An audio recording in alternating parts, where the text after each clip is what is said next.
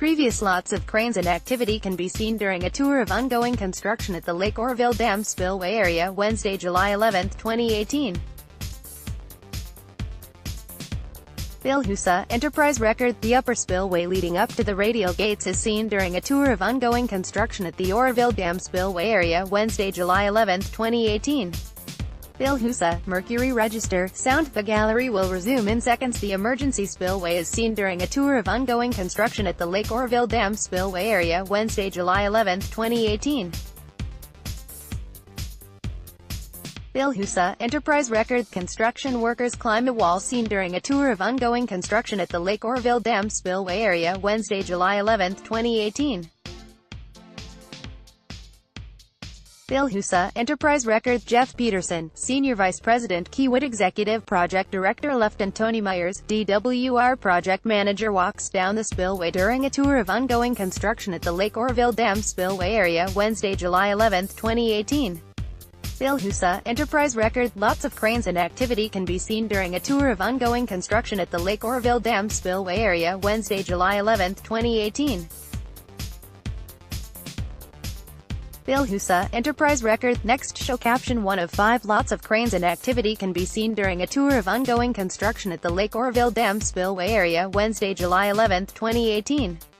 Bill Husa, Enterprise record, expand Oroville, Phase 2 of construction on the Oroville Dam's main and emergency spillways is speeding along, as the Oroville Mercury Register got to see up close in a tour on Wednesday guided by State Department of Water Resources officials.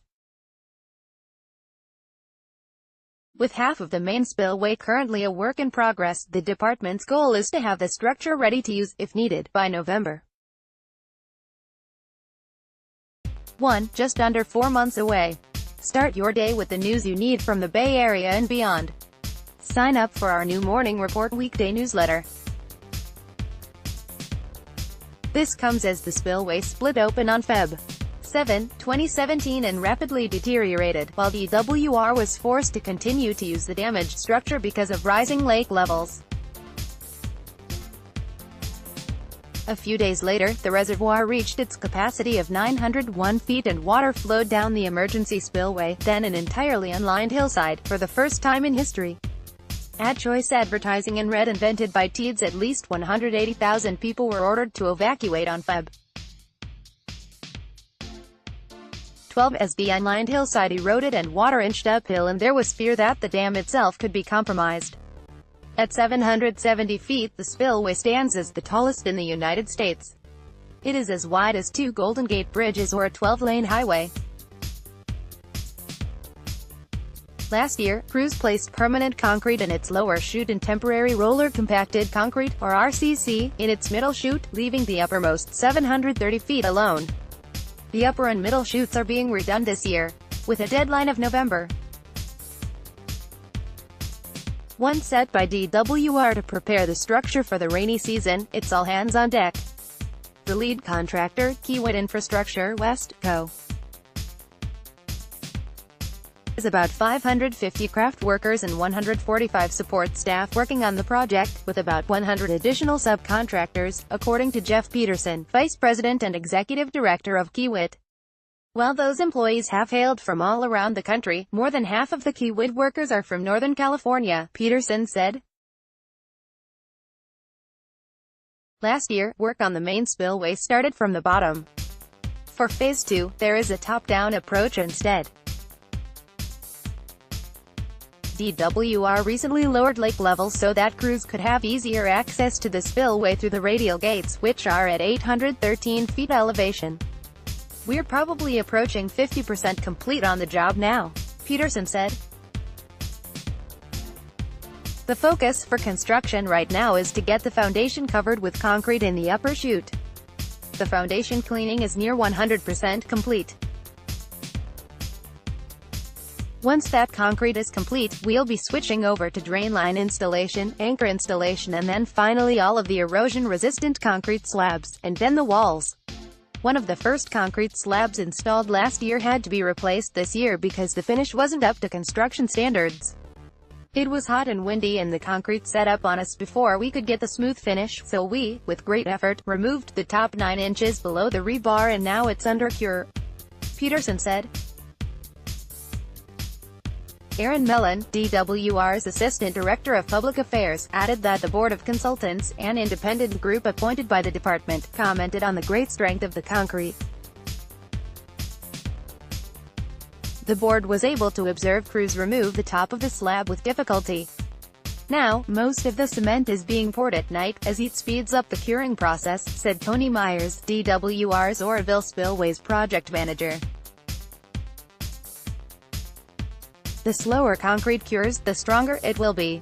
The cement mix is checked almost daily, to ensure proper ratios. Adding liquid nitrogen helps cool the mixture down. Workers have to take precautions for the intense summer heat. Surrounded by all that concrete, it can be 15 to 20 degrees hotter on the spillway than the surrounding areas, Peterson said. That means avoiding working during the hottest part of the day as much as possible, taking breaks in the shade and drinking lots of water. We do extensive training for our team so they know how to stay hydrated during the work shift and also what they're supposed to be doing to take care of themselves when they're not at work, he said. DWR is making several improvements to the emergency spillway, to prevent the kind of dangerous erosion like there was in February of 2017, in case water ever goes down the hillside again. Work at the emergency spillway will continue past November. One Kiewitz contract runs through January 2019. Whereas this time last year the emergency spillway was simply made up of a concrete weir at the top of the dam with an unlined hillside below, there are now thousands of cubic yards of concrete below that weir. At the very bottom of the emergency spillway is the secant pile cut-off wall, the round concrete-shaped piles that you can see the tops of right now, Peterson said. Those go down into the rock. They're up to 100 feet deep but up to 60 feet deep in rock. The square concrete cap is placed on top of the secant pile wall. The wall will eventually be entirely underground. However, another means of deterring erosion will remain extremely visible. The emergency spillway is lined with RCC that is at least 10 feet thick, from the concrete weir at the top down to the cut-off wall. With steps all the way up the structure, it sort of looks like a huge amphitheater. The stair steps help with the cavitation features of the water, the contractor's executive director said. They introduce air and a lot of hydraulic engineering so that water spilling over doesn't cause damage.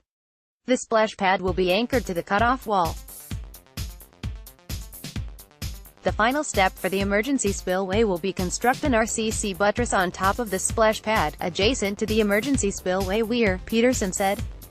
Its purpose is to reinforce the emergency spillway, Peterson said. The buttress will be topped with erosion-resistant concrete, which is tougher than RCC, he added. It makes the weir bigger, stronger, Peterson said. I don't think the weir would ever collapse. It's like an extra wearing surface on the front of it. Despite all of this work, DWR hopes to never have to use the thing again. The emergency spillway is like the lip of a bathtub, said the department's Aaron Mellon. If the reservoir gets too full, water spills over, there is no on-off switch or lever to pull. You use the emergency spillway in the case of a maximum flood, Ozark-type situation, when all the levees downstream are already blown out, you're already at capacity flowing down the spillway and the lake is still rising, or in the situation like we had in February of 2017, when you have a problem and you need to use the emergency spillway, Mellon said. AD Quality Auto 360p 720p 1080p. You might also like 1 o'clock how Toshiba is shaping the future of energy. Toshiba APAC furniture that welcomes your peace of mind. Welcome to IKEA.com, the world's most beautiful waterfalls to visit. Photos far and wide. Here's why Singaporean foodies must attend the Singapore Tourism. On coconuts, Xiaomi and the Chinese delusion. Nikkei Asian review how savvy parents help their kids grow. Abbott family. Nicole Kidman reveals painful reasons she and Tom. MercuryNews.com. Carolyn hacks. I heard my husband telling his mother. MercuryNews.com. Video. Police release body cam footage in fatal I-80. MercuryNews.com recommended by